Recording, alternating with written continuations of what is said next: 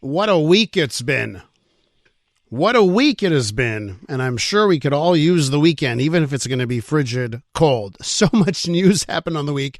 I need a break. I certainly will take advantage of the next couple of days. Now, of course, at the World Economic Forum in Davos this week, there was just relentless headline after headline. First, a lot of laudatory headlines for Prime Minister Mark Carney and the speech he made there. Then more headlines for Donald Trump for the things that not only he said, but some of the chaos and controversy that seemed to follow him on stage. But as we asked you on the show yesterday, are we all overreacting to what Donald Trump has to say? Our next guest has just penned a piece in the National Post. It's entitled, "The Trump Threat Isn't Serious, and You Can Tell That by Carney's Conduct." Our pleasure to welcome back onto the show Jamie Sarkonak from the National Post. Jamie, welcome back. Good morning, and thank you for having me. And I know you're not always responsible for the headlines, right? The columnist is not necessarily responsible for the headlines. But is this one, in this case, is it accurate, this headline for your piece? "The Trump Threat Isn't Serious, and You Can Tell That by Carney's Conduct." I'd love to know your thoughts.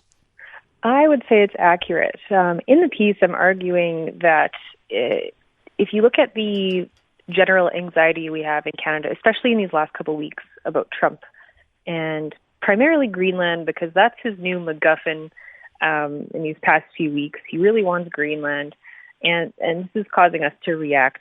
We're thinking about, hey, what if he invades Greenland? What if he invades Canada? And just the general commentary around that has been anxious. But if you actually look in Canada at what we're doing to respond to a threat like that, at most, Carney had the military do a mind exercise and just run some numbers on what a U.S. invasion would look like. And the conclusion was really the only hope we have in a fight is unconventional warfare, which is sabotage, guerrilla warfare, etc. Are we preparing for that in any sense? No. In fact, the Carney government is trying to confiscate weapons that could be used in such a defense of Canada. So it's quite clear from what they're doing that they either don't think this is a real threat at all, and they're whipping up people's anxiety for political points, because it does suit them politically to do this, or they think it's a threat and are responding to it with complete incompetence and are not actually doing what they need to do to prepare for that. Okay, so let's try and get down to which one is it, right? And you have to wonder. And by the way, on this program, we had Robert Fife on the show this week, right, from the Globe and Mail, who is behind some of these headlines we saw about these hypotheticals of U.S. invasion, that kind of stuff. You have to wonder, at least I do, like, well, what's behind the timing of a story like that ending up in the media? So, because I can't blame anyone. Can I blame a Canadian for being worried? I get text messages from our listeners that live near the U.S. border. I had one person say, I live near the border. I'm frightened now. I can't blame them if you got those headlines. No, you really can't. And what Trump is doing is it's wrong. It's wrong. He shouldn't be talking about us like that or Greenland. But even if it is wrong, what can we do about that? Mm-hmm. It is really, it doesn't feel good to say, well, we just have to put up with it. But I guess we can either put up with it or we can prepare for what we would consider to be a worst case scenario, which again, we're not doing. So it just seems like a lot of unproductive worrying. And we're not actually setting up recruiting centers for the military. We're not arming the population. We're not even training people in first aid.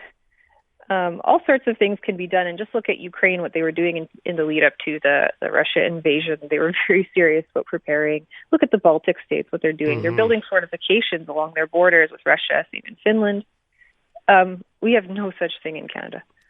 So if we aren't actually doing what we would want to do, if the threat was actually real, what is the motivation? So what do you think is happening in the Mark Carney government right now when they think about strategy and planning for their political futures? A few things. I mean, one, it is very advantageous to have Trump as your foil, and politically that's the obvious play. We're the good guys. Look at this big bad guy.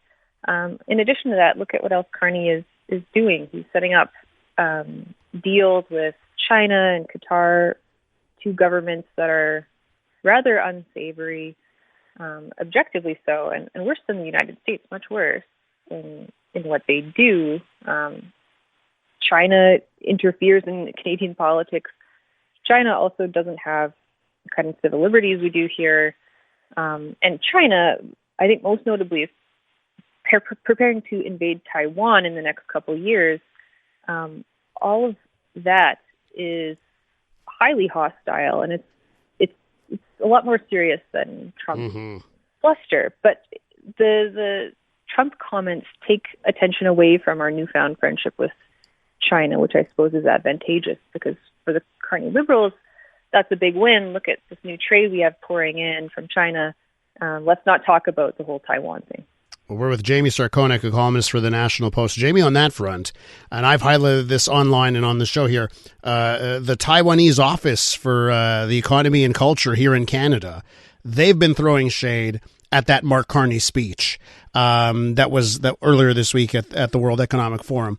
I would love to know your thoughts on Mark Carney's speech. I think there's been applauding from many circles across the country, even Pierre Poilievre giving the Prime Minister some credit for that speech. What's your honest take on what Carney had to say in Davos?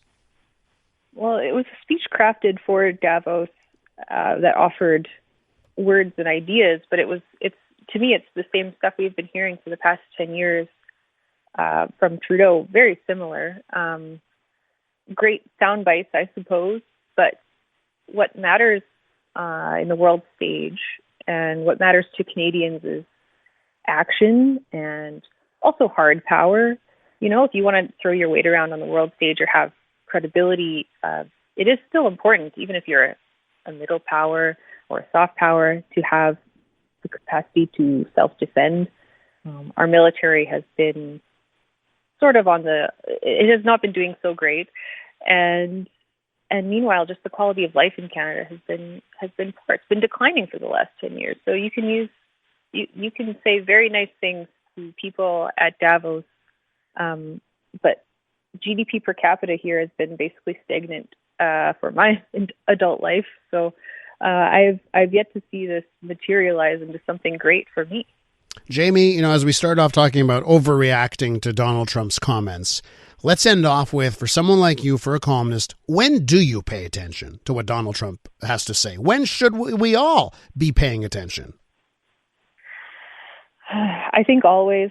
You can't ignore it because, you can't shut your ears off to what he's saying, especially when he was just elected. He was talking about tearing up the Great Lakes Agreement. Or at least unilaterally changing it, which might as well be the same thing.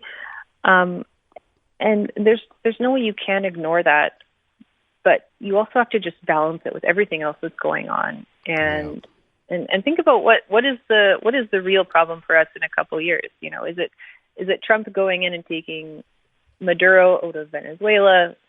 Is it Trump blustering about Greenland, or again, is it Russia invading Ukraine, followed by some years by a potential Chinese invasion of Taiwan? Those present more serious problems to us.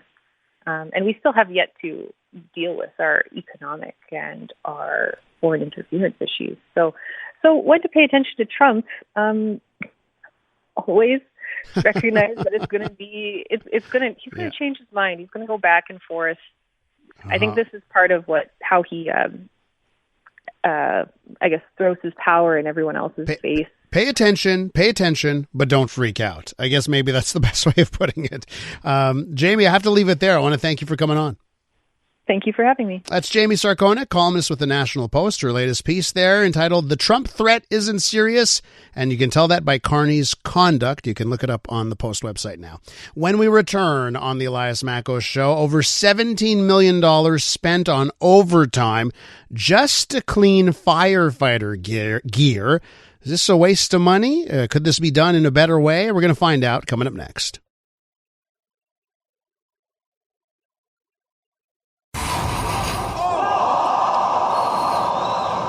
I'm Dylan Playfair. And I'm Tyler Smith. We're putting loneliness in the penalty box by talking to some of our favorite athletes about the importance of friendship. This is bromance. Bromance is brought to you by Charm Diamond Centers, proudly Canadian owned and operated. Charm has been part of your love stories and bromances for over 50 years. And you can find Bromance on the iHeartRadio network or wherever you get your podcasts.